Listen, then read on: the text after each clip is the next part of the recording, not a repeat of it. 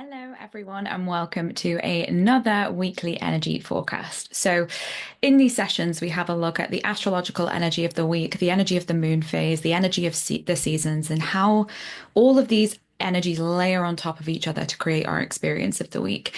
And we also talk about how can we work with these energies? How can we create the best possible foundation so we can respond to this energy and work with it, as opposed to kind of trying to swim upstream.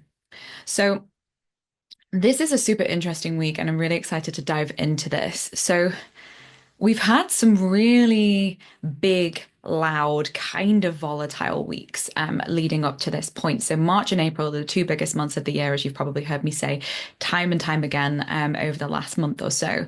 So, even though we're still in the bigness of this, like eclipse season is not over. We had our final eclipse of the year on Saturday. Eclipses tend to kind of build a week before and up to 2 weeks after we feel the effects of them. So we're still well and truly in eclipse energy.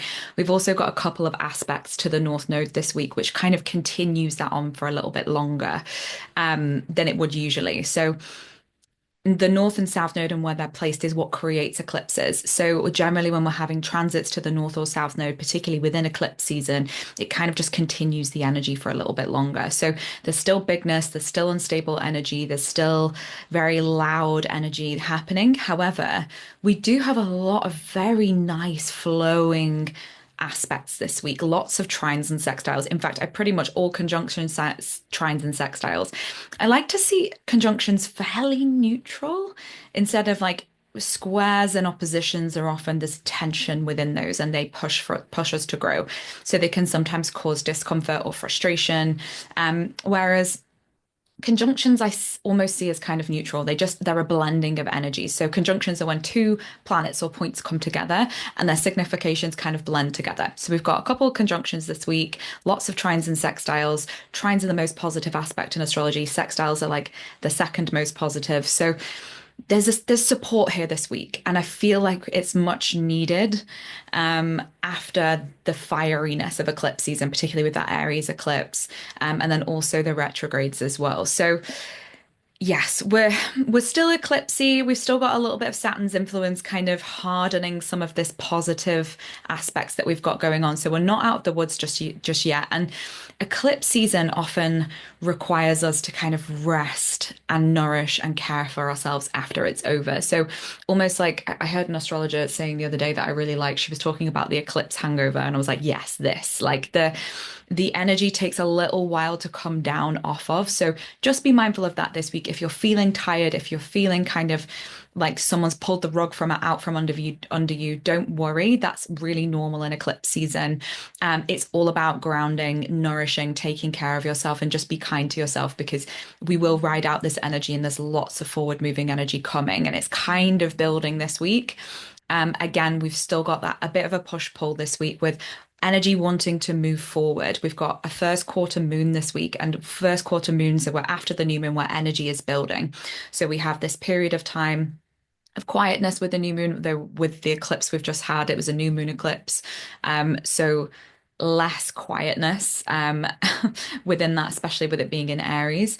But the new moon is all about seeding something, about going inwards. And then the first quarter moon towards the end of this week is where energy is starting to build and wax. So we are now also officially within full swing of the spring season now. We're out of that earth element period which is the transition. So we're fully in spring season now. Spring is all about assertive action. It's represented by the wood element in Chinese medicine. The wood penetrates earth. Wood is like what kind of brings the potential of the underground, which is seeded in the winter, out into physical form. That's what the wood element does. So it's about assertive action. It's about shifting stagnation. Winter is often a time, it's ruled by the water element. It's a time where we're very still, we're nurturing and nourishing. But off the back of that, there can be stagnation. It's like we almost, with spring, we kind of need to come up and blow off the cobwebs before we can move forward. So there's there's a real sense of that first quarter moon, the spring season. We have a couple of the astrological transits this week want us to move forward, but we've still got those retrogrades. We've still got that backwards moving energy. The retrogrades are coming to the end now. So Mercury is going to station direct next week and start moving forward, and then Venus, I think the 12th of April, so the week after. So we're wrapping up this inward retrograde journey now, and we're starting to slowly move forward. So I guess this is almost like a preparation week for things to start ramping up. Like there, we're still in that period of review. There's still energy kind of directing us inwards, but it's almost like something's building, something's shifting. And if we can get ourselves into the best possible state, we can really make the most and kind of catch the wave of this forward moving energy when the time comes towards the middle of April and beyond that. Because from the middle of April onwards, that's when we've not had all of the personal planets direct since December. So this is a real shift in tone now. Things are going to are going to get going. So we had Mars retrograde at the beginning of the year. Mercury and Venus are now retrograde, which has really carried that kind of period of review inward energy on. But now things are really going to get going. So again, this is a week where there's lots of harmonious aspects. There's stuff for us to work with here, and really, really prepare for the next quarter of the year. So let's get into it. I did want to touch on a very major transit that I missed out of my reading last week. Do not know how I did that. I think I was preparing for a trip, so I think it just completely slipped my mind. But on Sunday, the 30th of March, Neptune entered Aries. Now, this is a huge tone shift. This is a major generational shift. This Neptune only changes signs once every 14 years. So the last time Neptune was in Aries was sometime in the 1800s, about 165 years ago-ish. So that shift of Neptune into Aries that happened on Sunday yesterday was like, it's the beginning of a 14-year journey, and as well as a much larger cycle, because the Aries point, when a sign moves from Pisces to Aries, it steps into a new cycle of the zodiac. So Pisces is the final sign of the zodiac. Neptune's been hanging out the 29th degree, the anaretic degree of Pisces, which is the degree where things get a little bit sticky and we kind of wrap things up. And then when Neptune, or when any planet moves over that 29-degree point of Pisces into 0 degrees of Aries, that begins a new cycle. So not only is Neptune changing signs, it's also starting a whole new cycle of movement around the zodiac. So Aries is the starter flame of the zodiac. It begins things. It is the initiatory spark.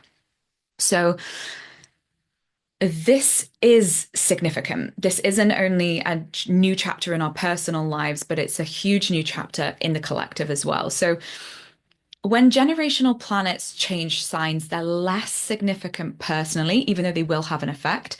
They're more significant generationally because they move so slowly. However, when a planet first enters a sign, it is still going to kind of kick off a 14-year journey for you in some way. It might be a little bit more subtle than like a Venus transit or a Mars transit or a Saturn transit, because it is going to be there for so long, but it will be there in the background. And generally, when a planet ingresses into a sign or a new house, that's really where we'll get an understanding of what this period of time is going to be all about for us. So this is quite an interesting shift in tone. Neptune has been in Pisces for the last 14 years. It's at home in Pisces. It likes to be in Pisces. Neptune is very much about like spiritual connection, like soul alignment, that kind of thing. It's quite ethereal, it's imagination, it's kind of the things that aren't quite tangible. So Neptune moving into Aries is an interesting tone shift because Aries is very, very, very different to Pisces. Pisces is Aries blind spot. So we're almost bringing like a sprinkling of Pisces energy in a similar sort of way into the sign of Aries. So Aries is the self, it's action, it's initiation, it's courage. And with Neptune moving into this energy, this is kind of like a period of time of like a redefinition of self. So I'd really encourage you, again, I say this all the time, but have a look at where this is falling in your chart. So have a look at the by house placement. Have a look at the area of life this is entering into for you and notice any themes that are coming up. Now, Venus and Mercury have been hopping on over this degree point for a long time. Um, well, a long time, like since the beginning of the year. So I feel like as I've been talking about in the last few readings, there's almost a sense of like beginnings and endings kind of happening simultaneously. Like not something ends and then something begins. We're wrapping something up as we're beginning something new because the planets have been traveling over that Aries point, retrograding back and then moving forward. And I almost feel like whatever's been kicked up in this period of time, which will be the same areas of your chart as Neptune's moving into Aries and now, that whatever's been kicked up over this Venus and Mercury retrograde, this Neptune's kind of seeing it through and maybe continuing it on for maybe the next 14 years as well. So just something to pay attention to what's happening in your area, this area of life. Do some journaling on it. What is this? What's coming up for you right now? What's present? What maybe seems insignificant, maybe that's something that you wouldn't necessarily pay attention to, but because there are significant transits happening in this area of life, maybe you need to pay more attention to things that you're not really noticing as significant. So doing some journaling and reflection at this time can be incredibly helpful just to understand what lessons you're being pushed to learn right now.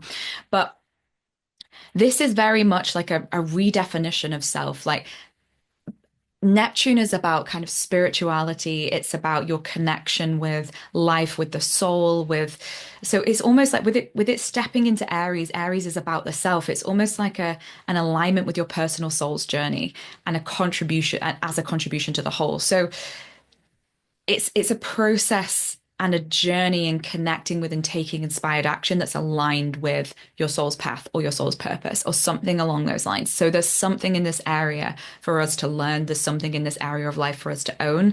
And it's about your personal journey on your life's purpose, on track to, whatever area you're being pushed to look at right now. So really pay attention to what's bubbling up. So Neptune is going to be in Aries in this around this 0 degree point of Aries for a couple months, but at least 6 months, I think, up until roughly the 22nd of October. Then it's going to go back into Pisces for its final hurrah. And I think that's where it's also going to kick up some of the themes of these retrogrades as well, because it's going to reactivate some of those points that Venus and Mercury have retrograded over. So Aries is going to pop back over into Pisces to wrap up the final journey from the 22nd of October to the end of January 2026. And that's really where this kind of beginning, ending, hazy, like going in between is really going to end, right? So it's not to say that you're not going to be able to get going, you're not going to be able to have the fresh start you are, but maybe there's going to be some dregs of what's coming up at the moment to be wrapped up, and you might not get complete closure or cut off of that until January next year. So just be mindful of that. And also, if you're noticing it, don't resist it. Like, I think that's the thing, I mentioned before, it's like swimming upstream against the current, right? That it's okay. And I think sometimes maybe we can, if we're not aware that that is part of this journey of whatever area of life this is activating for you, that you can maybe judge it or be like, why can I not close this door firmly? What's going on? Like, so when this is happening, it's just being aware that actually it might take a little bit longer than you think you need to wrap this up, and that's okay. So just be mindful of that. But again, we're going to be talking a lot about this over the next like couple of years and beyond. And just, I guess, actually, no, I don't want to go into that. So moving on. So Tuesday, the 1st of April, we have Venus retrograde conjunct the North Node in Pisces at 27 degrees. So this is kind of eclipsey energy because, as I mentioned before, because the North Node is what causes eclipses. Venus is retrograding and she's going to go over the North Node, and Mercury is right behind her and is going to do the same a few days later on Friday, the 4th of March. So these transits aren't really separate. They're very much blending together, but I'm going to break them down a little bit for you. So Venus conjunct the North Node. This is growth, this is clarity, this is forward movement in your relationships. It's quite in line with the spring first quarter moon energy. However, Venus is retrograde. So there's still a period of review, but the North Node pushes us forward, and Venus is the planet of love, harmony, relationships, values, all those kind of things. So you might get a moment of clarity, but it doesn't necessarily mean we're going to be able to, or it's ready to dive into action just yet. We're still noticing, right? So Just because you get clarity doesn't necessarily mean you need to rush off the starting block straight away. Observe it, notice it, take note. Whatever's coming up now is going to be important. It's going to be helpful.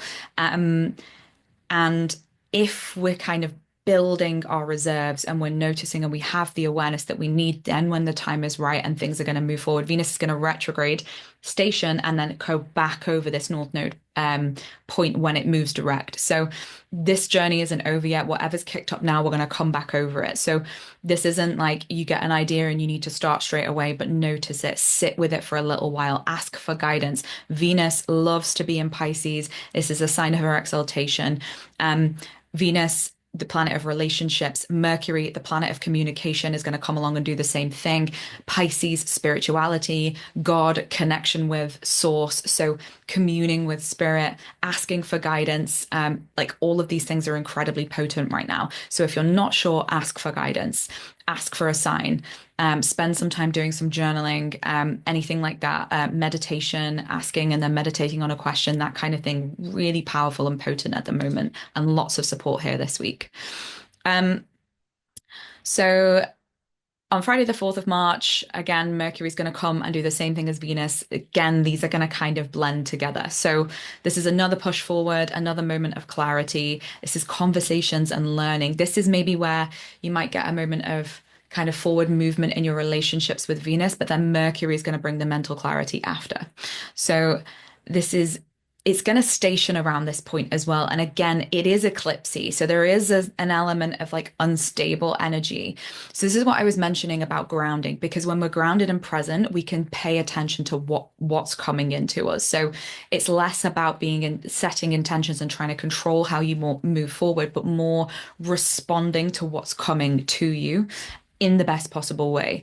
So like this is also an opportunity for like wrapping up what needs to be resolved or cleansed as well, because Pisces is this ending and beginnings like back and forth that we're experiencing at the moment. So what needs to be resolved, wrapped up or cleansed, we're able to get clarity around that at this specific time.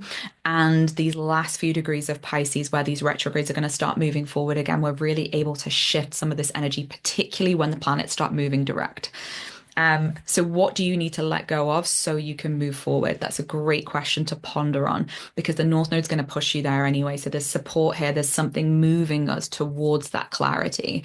And with the planets retrograde, that going inwards and reviewing and noticing, incredibly powerful and potent at this time. Again, check your chart. What area of life is this falling in? Is it talking to any planets? That will give you more clarity on what this journey is all about for you. Okay.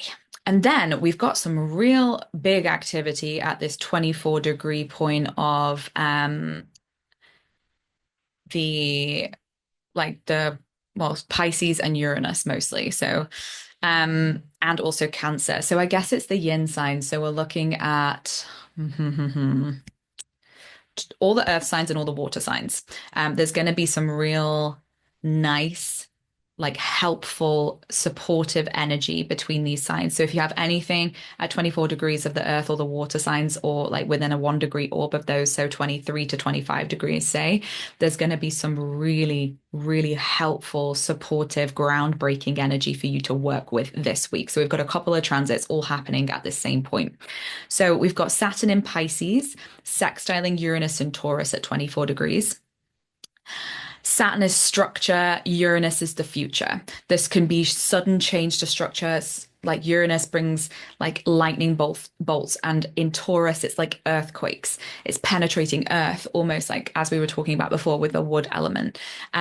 Saturn is the planet of structure. This is bringing new structures, routines. This is breaking through structure. It almost feels like Saturn is limitations. So like Uranus breaks through stuff. Uranus is like, it's revolution, it's rebellion, it's the future. So it almost feels like you've been at a limitation for a while, and there's opportunity this week to really, really push through and make the most of this. So it's almost like Uranus is blowing things apart so we can move forward. Saturn is the past, its rules, its limits, its boundaries, its consequences, and Uranus, revolution, rebellion, breakthroughs, the future, right? So this is a supportive aspect. They're helping each other. So it's not like Saturn's going to limit and make things hard. It's more, okay, these planets are going to help each other out. Uranus probably would blast through too quickly and not kind of pay attention to the details, whereas Saturn is a lot more, okay, let's bring structure to this, let's calm it down, let's make it real and tangible, and let's actually make it long lasting.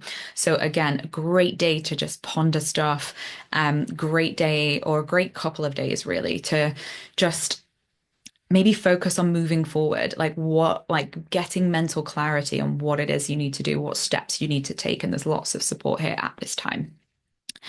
Okay, and then we also have Mars in Cancer, Mars? Mars in Cancer, sextiling Uranus in Taurus. I speak too fast for my own good sometimes at 24-degree point as well. So we've got Saturn sextiling Uranus on one side, and then we've got Mars on the other side sextiling Uranus. So again, this kind of breakthrough energy only happening the next day. So all around the same time. And then we also have Mars and Cancer in a trine together. So they're both at the 24-degree point of the water signs, really supporting each other. So sextiles, happy, trines, absolutely amazing. So there's so much support all happening in the same area. And then we also have Mars in Cancer going to trine Venus retrograde 1 degree later as well, later in the week on Sunday. So there's just so much happening here and it's all helping. So a little bit of a reprieve from some of the craziness that we've had over the last month. So again, Mars in Cancer, it's breakthrough action, it's moving forward, it's groundbreaking. Mars is action, it drives things forward. Mars kind of fights for stuff. Cancer energy is like family nurturing, protecting people. Uranus is breakthroughs. Taurus is Uranus in Taurus is the physical, tangible form, Earth, what is fixed, right? So there's this sense of breaking through structure, breaking through limitation, as we mentioned before, exactly like very, very similar themes. Um, and being able to kind of really start to get some energy behind your actions, right? This is a great week to have that. And again, this is activating a different part of your chart as the set as the retrograde. So it might be some areas of life are moving forward, maybe some aren't, or it might be that we're kind of ready to start laying the groundwork and this Mars is supporting us in taking action on building a strong foundation, ready for when everything is moving forward. Again, check in with your intuition. If you know your human design, then have a look, use your strategy and authority to navigate this period of time. Because when we're clear on how we are uniquely designed to make decisions, what our internal voice is, then we can get clarity on how to move forward, and really kind of respond. Everyone's chart is super different, right? So some people, there might be like, especially if they have all their personal planets in Aries and Pisces, there might be this sense of like, you really need to retreat and retract right now. Whereas someone else who has all of their planets in, say, I don't know, like Capricorn or something, maybe not Capricorn, let me think, Aquarius, because it's less linked. Like they might not be feeling all of this retrograde energy as much. So it's so dependent on the person. And if you don't know your chart super well, if you have connection with your strategy and authority and human design, that can help you navigate it. We also have a fantastic meditation on the platform that we've recommended in our weekly practices this week, which is a meditation on connecting with your inner guidance and your inner voice. So it's about grounding, soothing, and then listening and noticing where energy is guiding you. So it's really, really personal. And even when people have certain configurations in their chart, it's more about paying attention to how you respond to energy. What does it feel like to you? And where do you feel like it's guiding you? So there's no right or wrong. There's no blanket statements in astrology because everyone is super different. However, when we get an idea and understanding of what energy is around, then we can understand how it starts to influence us on a personal level. Okay, so, and then that Mars in Cancer is also in the trine with Saturn in Pisces. So again, this is an action plan. This is structured, intentional action. Mars action, Saturn structure, right? Saturn's going to temper Mars a little bit. It tends to be a little bit fiery and wants to push ahead. So even though these planets are both malefic because they're in a supportive aspect to each other, it tends to bring out the more positive expressions of those planets. So this could also be healthy emotional boundaries as well. This like flow, because we've got flowing energy between water signs. Water is emotion, it's spirituality, it's creativity. So there's something about Saturn which is going to kind of temper this Mars and enable us to take action, but in a way that's sustainable, impactful, long lasting, structured, all of those things. So again, breakthroughs, structures, um, things starting to move forward in a really beneficial way. Such a theme this week. Okay. And then on Sunday, the 6th of April, we have the Sun in Aries sextiling Jupiter in Gemini. So just another completely separate, very nice transit. This is at 16 degrees of Gemini. And this is a confident, bold, sociable, really shiny energy. It's just positive vibes. It's a nice day. I do like it. And this is almost like being seen. Like Gemini is the sign of communication. The sun in Aries, the sun is exalted in Aries. It loves to be in Aries. The sun is about the self. It's about being seen. It's about being shiny. It's about being bold. It's about action. And with like that, and with the trine in with Jupiter and Gemini, like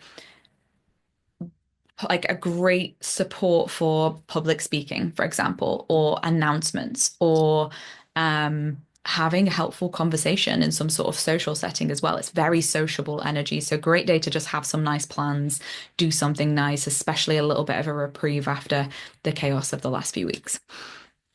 And then finally, we have Mars in Cancer, trine Venus retrograde. So, coming off the back of all this breakthrough, actiony, structuring energy, we then have Mars in Cancer, trining Venus retrograde in Pisces. So, Mars in Cancer is action, and it's like a bit of an injection of energy. Venus retrograde is in exaltation, but is also close to Saturn. So it's tempering this really positive aspect a little bit here because Venus is going to move backwards, be conjunct with Saturn, and then she'll station around that point and hang out with Saturn for a little while. So even though this is quite a positive aspect, it's not maybe as positive as it could be. So this is long-term action plans and a drive to focus and review because Venus is still retrograde, right? So there's Mars is injecting some energy into this Venus retrograde journey. Again, we're kind of getting a bit of clarity with that conjunction from the North Node earlier in the week. And then Mars is going to bring the action to be like, okay, let's wrap this shit up. Let's get this over and done with. I'm sick of this now. We need to move forward. So there might be a little bit of that going on. Like Mars is a little bit gritty. Venus is the planet of harmony, of love, of being sociable, the planet of relationships. So there might be a sense of like injecting a little bit of heat and almost lighting a fire under your ass kind of energy this week, particularly around that Sunday point. And with them being in a harmonious aspect as well, as I mentioned before, because these are water signs, this can be emotions, compassion, flow, intuition. So again, great to kind of bring into these areas of life, particularly around relationships, how you connect with others and what maybe needs to happen. Again, we've got this Jupiter transit coming up in the summer in June. So Mars has been kicking up dust in this Cancer area of your chart for a really long time. And we're going to reap the rewards of any work that you've put in that area of life in June. So this is kind of almost like a whisper of what that's going to be about and almost like a last hurrah of like, okay, how are we actually going to take action? We've got support here. Let's really own this now and sort it out because if we do, then we're going to reap the benefits in June. So great day to have a conversation, great day to do something about some of the dust that Mars has been kicking up in this area of your chart for a long time. So have a little look at where Cancer/Pisces is falling in your chart. It will give you a little bit of an indication of what this is all about for you. Okay, so thank you for listening. That was a lot, and I feel like there was a lot of different aspects happening there. So I hope I summed that up in a way that was helpful. If you have any questions, please let me know. Guys on the membership, we've got some really great reflective journal prompts for us to focus on this week, just about connecting with this fresh moon cycle, which is kind of about new beginnings, but because it's eclipsy, the reflection questions this week are a lot more reflective, noticing, understanding, and kind of starting to create a bit of an action plan and also using intuitive guidance and the prompts will really help you with this week, into just noticing, okay, where is energy calling to me at the moment? Where is energy pulling my attention? Because like things kind of come up in our life, like when whatever's present is what is asking for your attention right now. So the more we can really notice and pay attention, particularly in eclipse season, because the energy is so unstable, it's less about being intentional and controlling how we move forward, but more about noticing what's coming up. These journal prompts this week will help you do that and help you really tap into that inner guidance. So you're navigating this period of time and getting the most out of it before we then move forward over the next couple of weeks. So some really nice, juicy journal prompts there for you to dive into for this week to like kind of tune in with the remainder of that new moon energy and also these really nice harmonious aspects over the next week. And then we've got a couple of practices this week. So we've recommended some of the wood element yoga classes to help you really tune in with the spring season. So we've got ground and strengthen your well-being with the wood element. So that's about really still connecting with that earth element while also really starting to connect with that kind of taking aligned action, taking inspired action towards your goals. So the more we can align our energy and get it ready, the more we're going to be able to make the most over the next few weeks. And then we also have a session on detoxing and shifting stagnation, right? So preparing your body and energy system after the winter, moving things through, getting things going, getting those juices flowing. So we're clear and we're able to take that assertive action that this time of year really supports. And then again, as I mentioned before, we've got that ground and connect with your inner guidance, that meditation, which is all about connecting with that inner voice. So if you want to know a little bit more about your human design, as I mentioned before as well, your strategy and authority, pop on over to our website. You can get your chart. You can download a free report down there on there for free, and it will help you start to understand your strategy and authority in human design. If you want to get access to any of those practices that I've just mentioned, as well as the journal prompts, and also we're having our new moon coaching call this evening as well, which is a live workshop, and then we have a sharing opportunity afterwards where we discuss set intentions for how we're going to move through the next month, things like that. Please come along and join us. We also have a full moon group coaching call coming up on the 14th of April as well, where we come together and just reflect, and we have a container for reflection so we can understand what's happening in life, where we're being guided, and then set intentions of how we're going to move forward as well. So those sessions are really, really powerful. So if you want to join us, come and join us over on a Handpicked Life membership. There's lots there to support you, and we will see you in the next video. Lots of love.